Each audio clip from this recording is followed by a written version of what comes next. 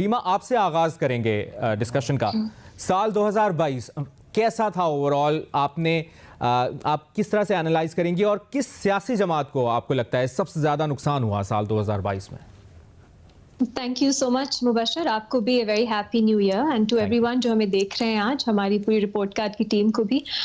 सबसे बड़ी लूजर सियासी जमात तो आपने अपनी इंट्रोडक्शन में भी बताया कि कौन सी जमात थी जो हुकूमत कर रही थी, जो सब इंस्टीट्यूशंस की लाडली थी, जो एक बहुत बाकायदा लंबे अरसे के लिए एक प्लान के मुताबिक आई थी।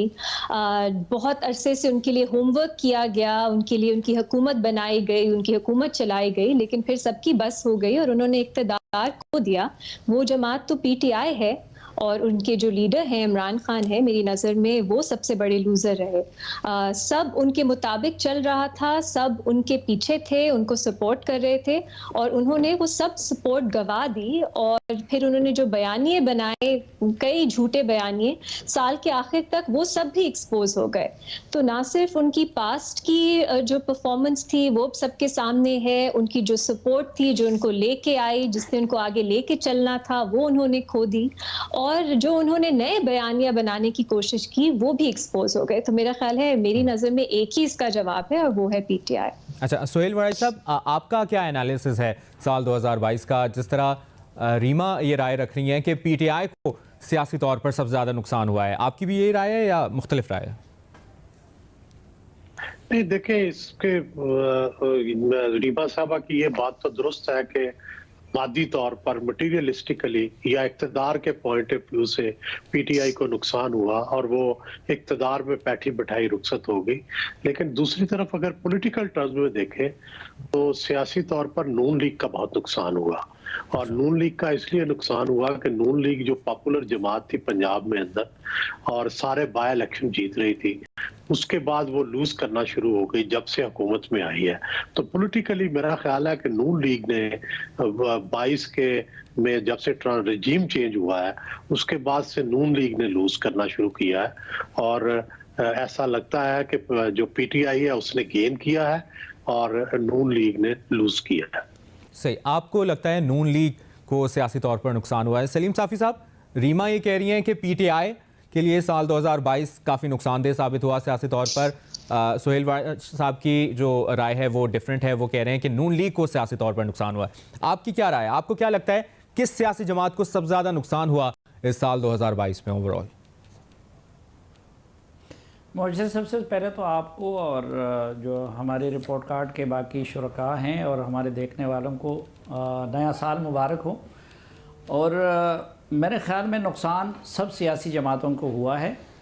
सबसे ज़्यादा तो पीटीआई को हुआ है, क्योंकि पीटीआई इस्टेब्लिशमेंट की पैदावार थी, उसके कांधों पे इक़्तिदार में आई थी। इमरान खान की ज़िंदगी का मकसद वज़ीर आज़म रहना था, तो वो उस सहारे से महरूम हो गई। और अब पीटीआई का वो हशर होने जा रहा है जो एमक्यूएम का हो गया था। यानी एमक्यूएम अपने कायद ज़िंदा है, अल्लाह उनको ज़िंदा रखे। तो इस तरह लगता है कि इमरान खान, अल्लाह उनको ज़िंदा रखे, वो होंगे लेकिन अपनी पार्टी की क़यादत नहीं कर सकेंगे।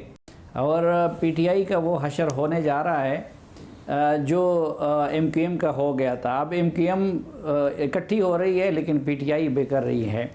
लेकिन उसके साथ साथ पीडीएम में शामिल तमाम जमातों को भी नुकसान हुआ है, क्योंकि एक तो वो अपना जो अखलाकी मायार था उस पे फाइज नहीं रहे और उनका नैरेटिव कम व बेश वो बन गया है आज से 6-7 महीने पहले पीटीआई का नैरेटिव था।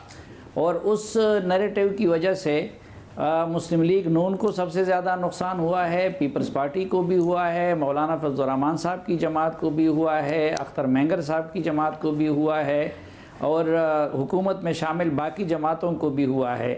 तो इनके पास अब अखलाकी जवाज़ नहीं रहा जो पहले इनके पास था, इनके पास बयानिया नहीं रहा जो इनके पास पहले से था। तो इसलिए इनको भी नुकसान हुआ है और क्रेडिबिलिटी भी इनकी मुतासिर हो गई। और इमरान खान साहब और पीटीआई को सबसे ज़्यादा नुकसान इसलिए हुआ है कि जिस सहारे पे वो सबको डराते थे, धमकाते थे, उस सहारे से वो महरूम हो गए और इक़्तिदार से भी महरूम हो गए। सही। भट्टी साहब, आपकी राय यकीनन मुख्तलिफ होगी या आप भी साफ़ी साहब से एग्री कर रहे हैं? सबसे पहले वही बात कि सबको नया साल मुबारक, और जो मुसलसल खसारे में है मेरा पाकिस्तान और अवाम, मेरी दुआ है कि अल्लाह करे पाकिस्तान के मसाइल भी हल हों और अवाम जो सफ़ेद पोश, मिडल क्लास, गरीब आदमी डिफ़ॉल्ट कर चुका है, अल्लाह उनके भी मसाइल हल करे। डेफिनेटली जी, मुस्लिम लीग नून सबसे बड़ी लूज़र रही। गो के उन्होंने इक़्तिदार हासिल कर लिया, EVM ख़त्म कर दी, नैब ख़त्म कर दिया, नवंबर तकर्री कर ली, और जिस दिन जिन पर फ़र्द जुर्म आयद होनी थी उस दिन उनको इक़्तिदार मिल गया, और जो ज़मानतों पर थे वो वज़ीर बन गए, इसहाक डार वापस आ गए, मरियम नवाज़ बैरून मुल्क चली गई, 1100 अरब के करप्शन केस खूह खाते चले गए। लेकिन जब 2023 के हम शुरू में आज हम जब बात कर रहे हैं तो ये इक़्तिदार उनके लिए गले की हड्डी बन चुका है। इखलाकी बरतरी के बगैर इक़्तिदार 2022 के शुरू में जो जमात नंबर 1 थी मकबूलियत में, 2023 के शुरू में आज वो गैर मकबूलियत है कि इंतहाओं पर है।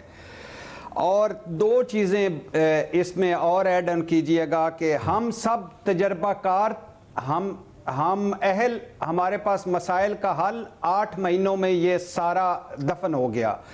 वोट को इज्जत दो 8 महीनों में दफन हो गई। सिविलियन बालादस्ती के लिए वो आए थे 8 महीनों में दफन हो गई। रियासत बचाने आए थे 8 महीनों में दफन हो गई। और 2023 के शुरू में मुस्लिम लीग नून वो बदनसीब जमात है कि जिनके पास ना दिखाने को कारकर्दगी है, ना उनके पास कोई बयानिया है। तो सबसे बड़ी लूजर मुस्लिम लीग नून। सही। और मुबशर, मैं थोड़ा सा ऐड कर दूं प्लीज। मैं आपकी तरफ ही आ रहा था। मैं कहना चाह रही थी कि हम लोग किस बेसिस पे जज करेंगे कि सबसे बड़ी लूजर पार्टी कौन सी है। उनके अपने जो ऑब्जेक्टिव्स उन्होंने खुद अपने लिए सेट किए थे, मेरी नज़र से उससे जज करना चाहिए। और पीटीआई के सब ऑब्जेक्टिव्स जो थे, चाहे वो नया आर्मी चीफ लगाना हो, चाहे वो मौजूदा जो आर्मी चीफ थे तब उनको एक्सटेंशन देना हो, चाहे वो चीफ जो ECP के चीफ इलेक्शन कमिश्नर हैं उन्हें तब्दील करना हो, चाहे वो नए इलेक्शंस हो, चाहे वो पंजाब और KP असेंबलीज डिसॉल्व करना हो, वो 2022 में कुछ भी अचीव नहीं कर पाए। तो अगर हमने अब फ्यूचर का प्रेडिक्ट करना है कि अगले इलेक्शन में वो पॉपुलैरिटी तो इलेक्शन में ही ट्रांसलेट करेगी तो कुछ बनेगा ना उसका, तो वो तो अभी फ्यूचर में है। 2022 में तो मेरा ख्याल है उन्होंने अपने लिए जो ऑब्जेक्टिव सेट किए थे वो उन सब में फेल हुई है पीटीआई। सही। और एक ब्रेक लेनी है। जी साफी साहब। भाईजान मेरा भी एक कमेंट, आप पहले साफी साहब। नुकसान किस पार्टी को हुआ है, किसको नहीं हुआ है, लेकिन इरशाद भट्टी साहब को महीने के आखिर में, साल के आखिर में बहुत बड़ा फ़ायदा हुआ है। उसने रोलेक्स घड़ी पहनी हुई है, ये दिखा दे ज़रा। और तोशाखाना से, और पता नहीं तोशाखाना से मिली है या किसी मुर्शिद वगैरह ने दी है, तो इसकी मुबारकबाद मेरी तरफ से ये भी, और आप सब इनको दे दे। भट्टी साहब, साफी साहब को बेच ना दीजिएगा ये घड़ी। नहीं, मैं कमाल करते हैं ये। इसने मेरी घड़ी पे हाथ लगाया, मैं अभी डिटोल से धोऊंगा जाके। ये क्यों, ये मुर्शिद की दी हुई है? चले हम अच्छा, मैं रीमा साहबा का एक कमेंट, ये सही कह रही हैं रीमा साहबा कि जो उन्होंने ऑब्जेक्टिव हासिल किए थे वो उन्होंने पूरे किए। मगर आज मैं 2023 के शुरू में बैठ के ये कह रहा हूं कि उन तमाम ऑब्जेक्टिव्स को हासिल करने के बावजूद वो सिफर हैं, और उन तमाम ऑब्जेक्टिव्स को हासिल करने के बगैर वो मकबूल तरीन है।